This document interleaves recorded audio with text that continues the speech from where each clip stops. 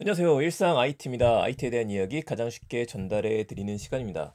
여러분, 오늘 화면 보시는데 조금 더 깨끗해 보이지 않나요? 카메라를 바꿨어요. 기존에는 아이맥에 달려있는 그냥 카메라가 편해서 촬영을 하다가 이걸 어떡하지 좀 고민을 하면서 웹캠 설치를 해볼까? 그런데 좋은 방법이 나왔더라고요. 아이폰 영속성 카메라가 이제 가능하게 됐죠. 업데이트 하신 분들 같은 경우에는요. 그래서 지금 보시는 카메라는 제 아이맥과 아이폰을 와이파이 환경으로 두 개를 잡은 상태에서 연동이 됩니다. 그러면 그 카메라를 이용을 하고 있어요. 그래서 조금 더 선명하고 깨끗한 모습으로 이야기 드릴 수 있게 됐습니다. 고프로도 이게 가능해서 한번 써보려고 했었는데 고프로가 이상하게 이번에 업데이트된 버전부터는 해당되지가 않더라고요. 그래서 전 이걸로다가 여러 가지 테스트를 해보려고 합니다. 자, 오늘 첫 번째 이야기 바로 들어가도록 하죠. 좀 간단한 소식들이기는 한데 해당되시는 분들은 바로바로 확인 가능하실 만한 소식 가지고 왔습니다. 자, 첫 번째 이야기. 리디북스가 해킹이 됐었죠. 개인정보 노출이 되어서 접속하신 분들 같은 경우에는 이거 뭐야? 왜 이렇게 스팸 문자가 많이 오기 시작하지? 라는 걸 생각하실 수도 있었을 것 같아요. 우선 날짜가 3월 27일이었습니다. 로그인을 하게 되면은 내 목록이 보이는 게 아니라 다른 사람들의 목록이, 책 저장 목록이 보이게 되는 이슈가 좀 있었었죠. 자, 이에 대해서 사과는 들어가게 됐었는데 이걸 왜 다시 한번 이야기를 하느냐? 4월 10일자로 리디북스가 당시에 5,814명의 노출자가 있었는데요. 최종적으로 7,000명이 되었다라고 합니다. 자, 그래서 지금 내용이 나왔어요. 개인정보 노출 추가 대상자 안내라고 나왔죠. 7,033명으로 확인이 되었다라고 이야기를 하는데 다양한 케이스를 추가로 고려하니까 뭐 더 발견하게 됐다라는 이야기겠죠. 거의 2,000명 정도? 그 정도가 추가가 된 것 같아요. 1,500명 정도. 그러면은 노출이 된 거는 된 건데 이에 대해서 당연히 기업은 책임을 져야겠죠. 책임지지 않는 기업들도 그동안 상당히 많았던 걸로 기억이 납니다만 리디북스가 잘했다라는 거 아니에요. 리디북스 같은 경우 이번에 추가로 확인된 고객분들한테 기존에 있는 고객분들한테도 분명히 줬었겠죠. 3만 원 정도에 해당하는 리디 포인트를 지급하기로 했습니다.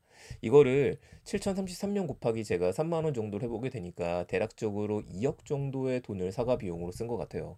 이메일 통해 개별 안내 드린다고 하니까 여러분들 로그인 우리 안 되는 거 안 되는 거고 일단 확인을 하셔야 되잖아요.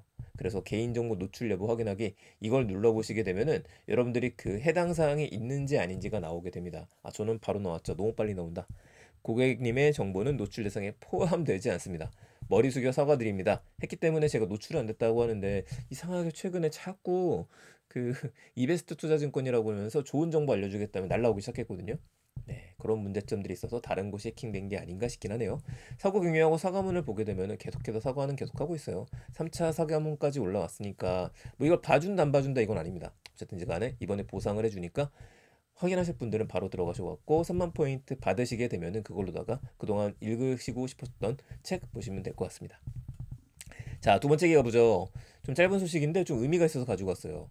블룸버그에서 GPT를 만들었다는 소식이 지금 올라왔습니다. 챗 GPT에 대해서 굉장히 칭송을 많이 하게 되죠. 저도 관련된 거 다시 공부하니까 너무 재밌고 특히 코딩 공부할 때 진짜 강력하더라고요. 근데 한편에는 보안 문제가 있을 수밖에 없습니다. 이거에 대한 우려가 가득한 가운데 블룸버그에서 금융분야 특화인 블룸버그 GPT를 출시한다라고 이야기를 한 거예요. 자, 여기에는 금융 데이터로 훈련을 시킨 게 특징이라고 이야기를 합니다. 파라미터 같은 경우는 500여 개 이상을 썼다라고 이야기하는데 광범위한 금융 데이터가 정리가 되어져 있기 때문에 이걸 만든 이유 자체는 누구든지 간에 이 데이터를 활용을 해서 투자를 결정하는 데 쓸 수 있게 만들게 되는 것들이죠. 시장 참여자들이 방대한 양의 금융 정보에 접근할 수 있게 된다. 이런 이야기가 좀 있어요. 실시간으로 연동이 되는 것들도 조금 보이는 것 같긴 합니다. 꽤 흥미롭기는 한데 우려가 더 크죠. 왜냐면 뭐 아직 일반이 공개가 안 됐으니까 저희가 써봐야겠지만은 지금도 인공지능의 대답에는 오류가 있을 수밖에 없습니다. 근데 금융에 적용되게 되면은 여러분 뭐 여쭤보실 거예요?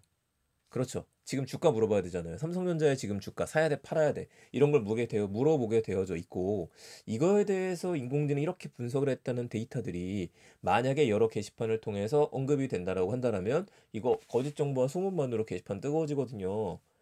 정말 이쪽 경쟁은요. 이미 인공지능이 주문을 내는 시대가 됐죠. 그런데 이거에 더 나아가서 데이터와 정보를 누가 보여줄 수 있을 것이냐, 어떤 인공지능 예측이 더 정확하냐, 이거인데 그 이면에서 어떻게 이걸 만들어갈지 이것도 굉장히 궁금하고 흥미 깊기는 합니다. 어쨌든 블룸버그에서 GPT 만드는 이야기가 나왔기 때문에 다른 증권사들이라든지 다른 금융기관들 역시 신경을 써서 정말 이제부터는 하나하나 본인들의 입맛에 맞고 본인 도메인에 맞는 것들이 나오게 되지 않을까 싶습니다. 이런 가운데 중국 이야기 안 할 수 없겠네요. 중국의 센스타임이라고 하는 회사가 있어요. 제가 이 회사를 안 거는 이제 중국 갔었을 때, 뭐 이제 그 이전부터 조금씩은 알고 있었지만 정말 대단한 회사라고 생각을 하는 게 안면 인식 기술을 갖고 있습니다. 자, 인공지능이 악마의 기술이다라는 이야기까지 들었었던 게 안면 인식 기술이었었거든요. 왜냐면은 뭐 지난번에 페이스북 같은 경우에도 그렇고 뭐 많은 기업들이 안면 인식 기술을 연구를 하고 시범 서비스를 하고 있다가 포기를 하긴 했었어요. 그게 지금 어떻게 되는지 저도 뒤져봐야겠는데 그 범죄자가 아닌데도 불구하고 유색인종 같은 경우에는 범죄자로다가 분류하는 경우들이 있어서 이게 한번 도마 위에 올랐던 적이 있었습니다. 어쨌든 센스 타임이라고 하는 이 회사 같은 경우에는 전 세계 거의 1위 정도의 얼굴 인식 기술을 갖고 있어요. 우리나라 회사하고도 제휴를 맺은 경우들도 있고. 근데 이번에 공개한 건 센스 챗입니다. 그래서 이게 대화형 챗봇을 만든 거죠.